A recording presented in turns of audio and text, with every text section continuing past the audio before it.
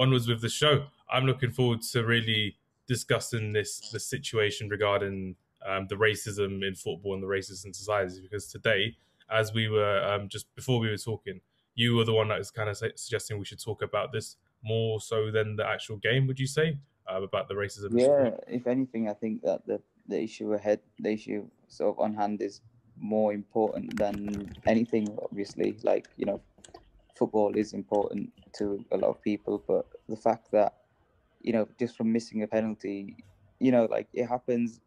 Obviously we weren't happy with the result, but just because somebody missed the penalty, the first thing that, as soon as the three players missed the penalty, I was like, oh, that's sort of BLM gone. Like, the racists are just going to come out and absolutely destroy him. And it's just, can't believe that just for missing a penalty, like, it has to resort to something like that. I actually read an article today about it was sort of like a junior, like, a football coach, and his son was in some sort of like like youth team, and he said that, his dream was to sort of play for England, but after what's happened, he says that, sort of, if they ever call me up to play, like, I just want to say no, because I don't want to go through this. And, it's sort of heartbreaking to hear that you can't play for your own country just because of the fear of, sort of what these people are doing. I mean, it started from the start, really, when they sort of booed the knee, because I went to the last game at Villa Park against Chelsea, Yep. last game of the season, and, the players took the knee, and you had people booing, and there weren't that many people in the ground. It was only 10,000 or something, but the sort of cheers and applause sort of drowned it out. But I just can't believe that, like, this is happening. It's 2021, and it's still here, and it's, sort of everywhere. Yeah, it's unfortunate that it's still going on and we still have to talk about it. And we did a specific racism episode back in like November, December, and we thought, oh yeah, things would have changed. There would have been more progression from the authorities, from the social media accounts, and nothing has changed. Nothing has gone onto it as well. And for poor Marcus Rashford, who's done so much for the youth in this country, against the government in this country as well, standing up about universal tax and helping obviously with the food banks and everything that is done. The fact that some people are still like honestly going at him on social media, like no holds barred, going about racism, going through like pure hatred. And after the Europa League final, even though he had a poor game, it was still about racism for him. He didn't miss a penalty. It was just the fact he had a really poor game.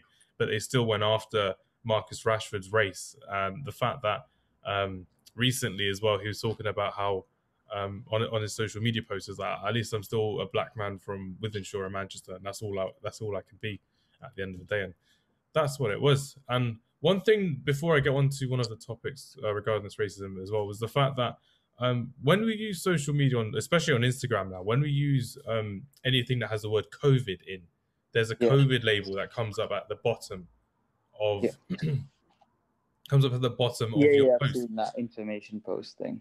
So I just tried that on our social media yesterday, and it comes up with a COVID banner as well. So I'm just wondering if Instagram has that technology to notify when you've got like COVID in a post, for example, or in writing.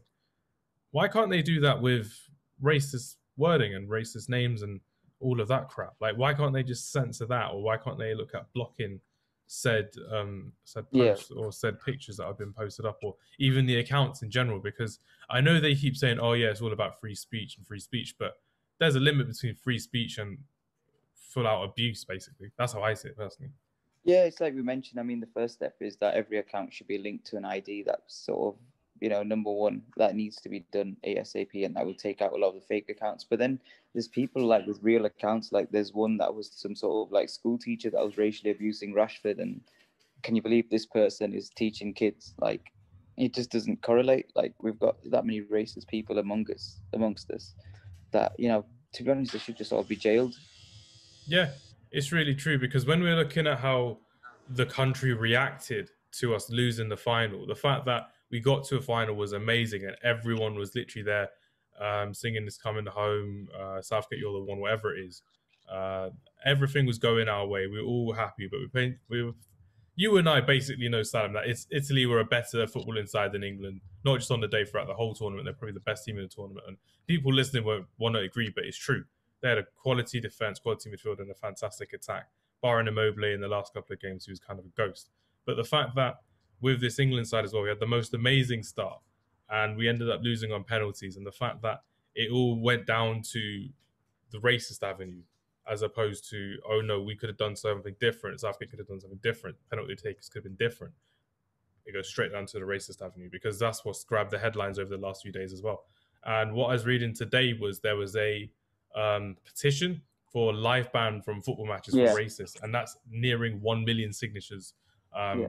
from tonight from my last thread as well. Like 980,000 uh, signatures have gone on there as well, which is crazy. But I don't see how we move our way forward, because we've suggested previously about how you should have an ID, how people should really be getting life bans, and they should really be put on a watch list. I remember Safian said they should be put on a watch list if they're being charged for being racist, or they've been guilty of being racist. But it's a sad situation that we're in. It's a sad situation, like you said, with that player, that if he was to be selected for an England youth team or the national team in the future, he would want to say no, because if he gets something wrong, it will be an attack on his race. And there were people being thrown in the Thames in London. There were people that were literally attacked and stabbed For in no London as reason. well, for no reason, for having the same color or similar skin tone to the But players that missed the penalty, there and was that has that, nothing and to then do with it as well.